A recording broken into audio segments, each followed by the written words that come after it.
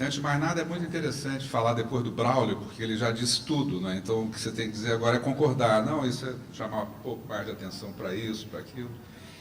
Mas a minha linha de argumentação vai ser o seguinte. Eu passei 14 anos como diretor executivo do Fundo Brasileiro para a Biodiversidade, que é uma experiência decorrente da CDB. E eu diria que é um filho de segunda geração da Rio 92. E o Fumbio tinha justamente, desde seu princípio, como objetivo, convocar o setor privado para que se engajasse em uso sustentável da biodiversidade. E nós tivemos vários momentos de experiência com isso, e o que eu vou fazer aqui vai ser relatar para vocês alguns desses momentos e alguns dos aprendizados, algumas das conclusões que nós chegamos nessa relação entre setor privado e biodiversidade. Um pouco de contexto, mas na verdade já foi feito também. Então, esse contexto já foi dado, mas enfim, nós vivemos sempre uma relação homem-natureza, né? Ainda que mediada por técnicas, tecnologias, ciências, etc. Mas é sempre uma relação metabólica, né? Não há nada entre nós e a natureza que não seja a própria natureza, né? E que não sejamos nós mesmos em outras formas, na forma de inteligência, na forma de técnica, na forma de instrumentos. E isso é potencializado pelo mercado, né? Que nos oferece, que transforma a natureza em bens e serviços, e que isso, no momento, se encontra justamente por conta de alguns fatores que já foram colocados aqui, como demografia, o desejo de melhorar, como a Berta coloca, né, que todos temos, né, leva a um consumo exponencial que tem colocado justamente os recursos naturais, natureza, diante de uma certa pressão que hoje em dia se estima de 1,5 a capacidade de carga do planeta, ou seja, nós hoje colocamos essa pressão sobre a natureza, nós consumimos 0,5% acima daquilo que a gente deveria poder consumir, né, para estarmos equilibrados, né? E sobre isso também nós temos a questão dos nossos processos produtivos e mentais que evoluem de uma maneira mais lenta, de um modo, uma velocidade mais lenta do que a nossa capacidade de consumir e que nos coloca, portanto, diante do processo produtivo com técnicas e processos mentais que não necessariamente estão adaptados às necessidades de conservação que hoje são exigidas, né?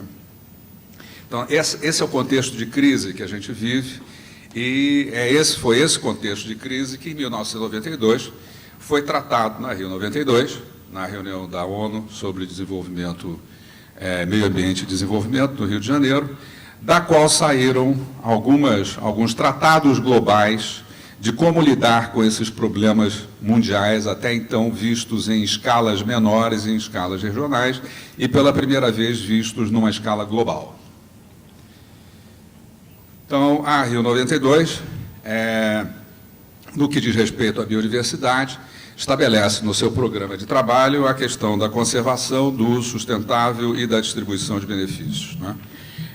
O governo, os governos signatários dessa convenção, e principalmente o Brasil, toma para si a questão da conservação, como é natural, são terras públicas em geral, dizem respeito, portanto, a assuntos de governo, e a questão da distribuição de benefícios, que era e ainda é, para muitos de nós, desconhecido. Como é que se faz isso, principalmente em se tratando de uma relação com populações tradicionais, com direito difuso, com questões essas que nós temos muita dificuldade, inclusive legais, de instrumentos legais, marcos legais para lidar com ela.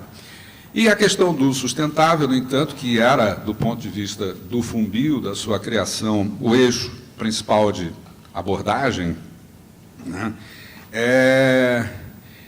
esse era o objetivo. Como é que o Fumbio, uma instituição da sociedade civil, criada por estímulo do governo, né, se mobiliza, se organiza, se estrutura para convocar o setor privado a trabalhar de um modo sustentável com a questão da biodiversidade. Então, somente para colocar aí os objetivos da Convenção no que diz respeito ao sustentável da biodiversidade. Trata-se do marco legal, de políticas públicas, de medidas para evitar e minimizar os impactos, valorizar o uso tradicional da biodiversidade, busca de uso econômico sustentável para áreas degradadas por populações tradicionais, populações locais, cooperação entre os setores públicos e privados para desenvolver métodos para uso sustentável da biodiversidade. Esse aí é o contexto da CDB no que diz respeito ao uso sustentável. No que diz respeito à experiência do Fumbio, eu apresento aqui um timeline que traça, eu diria, os nossos aprendizados, o aprendizado da instituição no que diz respeito à relação entre setor privado e biodiversidade. Em 1996-97, nosso primeiro edital, eu não sei se intencionalmente ou não, mas isso acabou sendo desse jeito. O resultado foi que nós fizemos um mapeamento da demanda sobre o uso sustentável de biodiversidade. Nós lançamos um edital e nós esperávamos receber 50 propostas, 70 propostas. Nós recebemos 1.083 propostas, grande parte delas em uso sustentável, de um setor privado, lato sensu, pequeno e grande. Dessas 1.083 propostas, nós fizemos uma seleção primeira de cerca de 220 que interessavam, que eram dignas de observação, e umas 70 que nós achamos que tinham interesse, que eram importantes, que deveriam ser apoiadas. Dessas, nós apoiamos 10. Ou seja, se nós tivéssemos condições, nós apoiamos e investimos $5 milhões no apoio a essas 10 experiências com o setor privado. Se tivéssemos capacidade de investir nas 70 que nós achamos que tinham mérito, que tinham qualidade, nós teríamos que ter $220 milhões de dólares na época. Esse era o tamanho do investimento necessário para que a gente atendesse a demanda qualificada em projetos de biodiversidade, uso sustentável de biodiversidade. Isso nos deu uma noção da demanda. Tem gente lá fora, tem interesse lá fora, tem mercado lá fora, tem setor privado lá fora interessado no que a gente faz, né?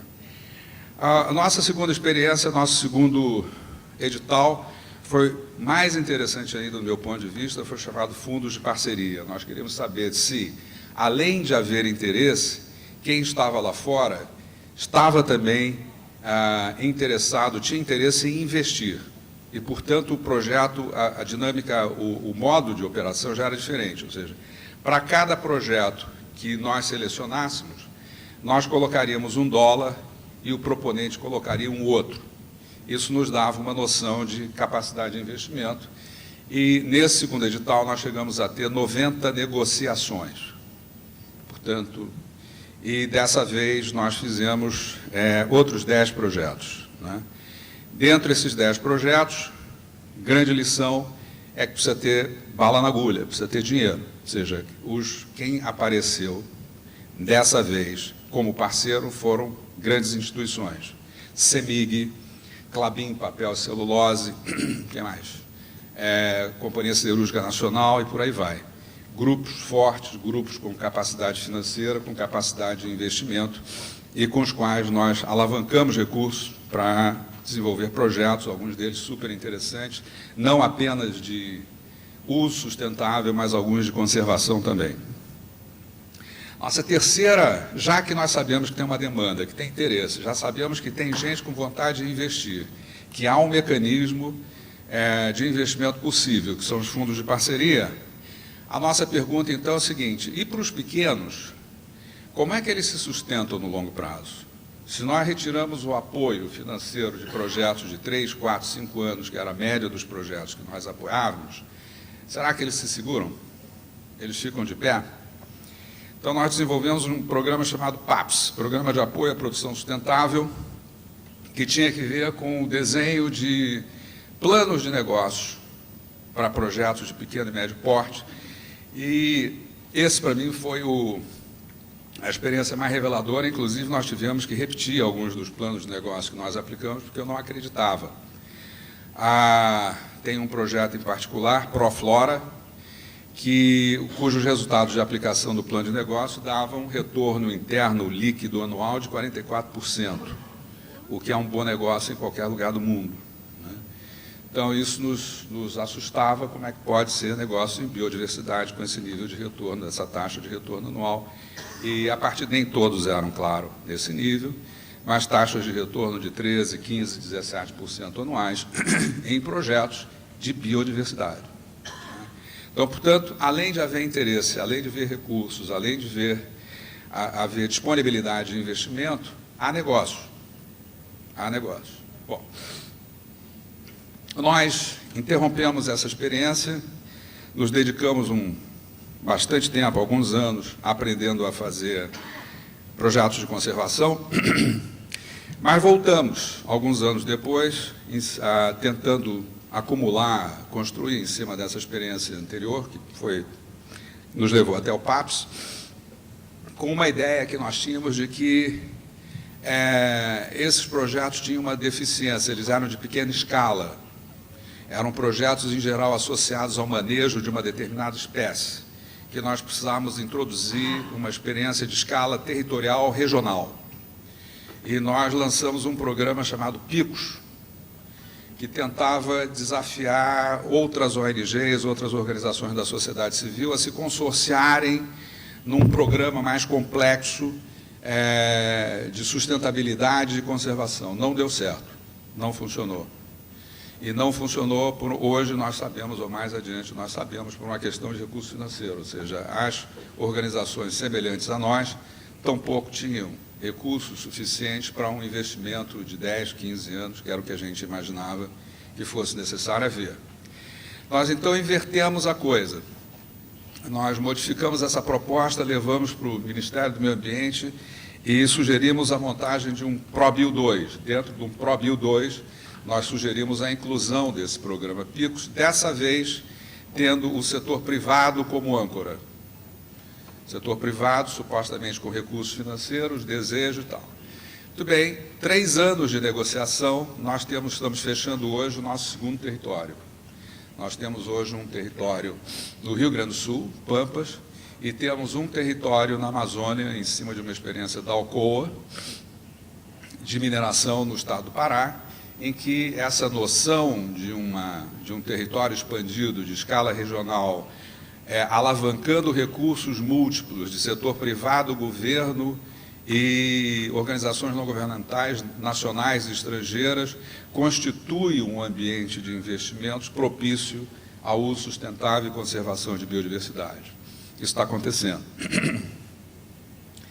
Além dessas experiências, que são experiências mais diretas, nós aprendemos também a desenvolver mecanismos financeiros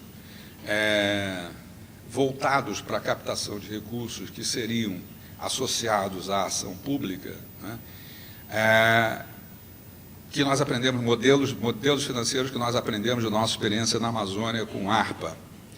E nós transportamos essa experiência, por exemplo, para o Rio de Janeiro, onde nós criamos o fundo, junto com a Secretaria do Estado Estadual de Meio Ambiente, fundada Secretaria do Ambiente, no Rio de Janeiro, criamos o Fundo Mata Atlântica, que viabiliza aquilo que o Braulio mencionou ainda há pouco, que seria o pagamento por compensações ambientais associadas à lei do SNUC, do Sistema Nacional de Unidade de Conservação, através dos quais, em um ano, nós viabilizamos 130 milhões de reais para o setor, para o Sistema Estadual de Unidades de Conservação. Portanto, temos aí viabilizado um mecanismo bastante interessante que associa o setor privado a cumprir isso, viabiliza, dá instrumento ao setor privado para que ele possa cumprir a sua obrigação de compensar pelos seus impactos com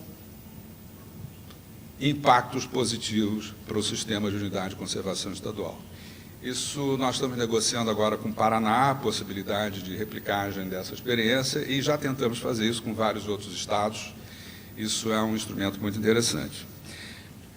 Então, no conjunto, essa é a experiência que nós temos no FUNBio, desenvolvemos no FUNBio, que nos associa ao setor privado e que nos permite tirar algumas conclusões. Então, outra vez, que conclusões? Existe demanda, existe interesse, existe mercado, existe potencial de rentabilidade e, não está escrito aí, mas existem alguns recursos. Dependendo das condições, eu diria que o setor privado tem disponibilidade, tem interesse em investir. Isso é o que eu ouço agora, trabalhando em São Paulo, isso é que eu ouço do setor privado financeiro que me desafia, me apresenta projetos. Me apresenta projetos. Né? O que falta? Falta acesso a crédito, o que é uma contradição com o que eu acabei de dizer. Talvez tenha crédito privado, não tenha crédito público, soft loans, né, em termos adequados.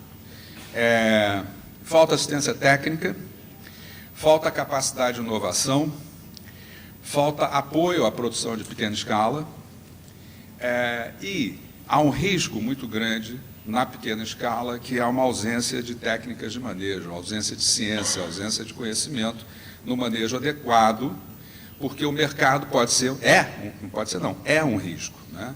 Eventualmente, num projeto de pequena escala lucrativo, rentável, se ele não for manejado adequadamente, o efeito é ao contrário, o efeito é nefasto para o recurso natural e, eventualmente, no final do dia, para a comunidade, para a sociedade que empreende. E, falando de empreendimento, falta empreendedorismo, ou seja, falta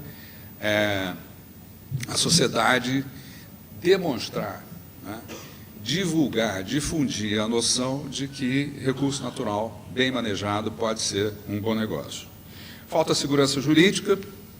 Em geral, os instrumentos financeiros jurídicos não estão habituados a esse tipo de negócio, não tem securitização desses processos, a insegurança é grande e falta, fundamentalmente, conhecimento de biodiversidade. Né? Não se tem, no geral, no público e principalmente nas comunidades mais próximas aos recursos naturais, não se tem esse conhecimento sobre biodiversidade. Tudo bem, conclusões ainda. No que diz respeito às empresas, no geral, o que é que elas estão fazendo com biodiversidade? E é óbvio que não fazem numa escala significativa a ponto de modificar os quadros que foram aqui desenhados, ou seja, o Brasil não está na frente, não está ganhando a batalha pela conservação da biodiversidade, nenhum outro país está, nós não cumprimos as nossas metas, nenhum país cumpriu, mas eu estou aqui mostrando para vocês que existe um potencial, né? E que esse potencial está aí. Então, como? Em que áreas elas estão atuando? Em produção e desenvolvimento de cadeias produtivas, produção com base num determinado recurso natural, isso existe, tem várias, eu vou citar exemplos daqui a pouco. As empresas atuam na mitigação de suas externalidades, na compensação pelas suas externalidades, né? Isso também está surgindo no Brasil e também está se divulgando, e foram citados já aqui alguns exemplos disso, e não só exemplos, como também instrumentos que começam a surgir, que permitem que as empresas tenham orientação sobre como mitigar e como compensar por suas externalidades. Investimentos socioambientais, ou seja, o exercício da responsabilidade socioambiental também é um movimento que tem expressividade no país, existe, tem instituições voltadas para isso e a prática disso, outra vez, não é uma escala maravilhosa, mas existe. Né? Novos negócios, começa a haver investimento em ciência e tecnologia, em pesquisa, desenvolvimento e inovação em busca de novos negócios, novos produtos, a exploração de serviços ambientais e, inclusive, um ambiente de finanças ambientais que começa a ser propício, que começa a se desenhar, determinados papéis, determinados fundos começam a surgir no mercado voltados para negócios em biodiversidade. Exemplos. Exemplos de pequena e grande escala. Eu diria que os melhores exemplos estão na pequena escala, ainda que alguns exemplos de grande escala já comecem a ser interessantes e significativos. Né? No que diz respeito à produção direta em cima de essa luz aqui, quer dizer o quê? É para eu acabar? Acendeu uma luz aqui.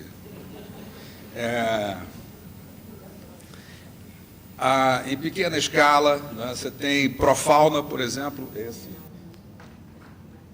Ah, tá. Eu já ia descer. Profauna é esse exemplo que eu falei para vocês, que é super interessante, é um projeto apoiado pelo Fumbio, em que cuja rentabilidade é 44% anuais.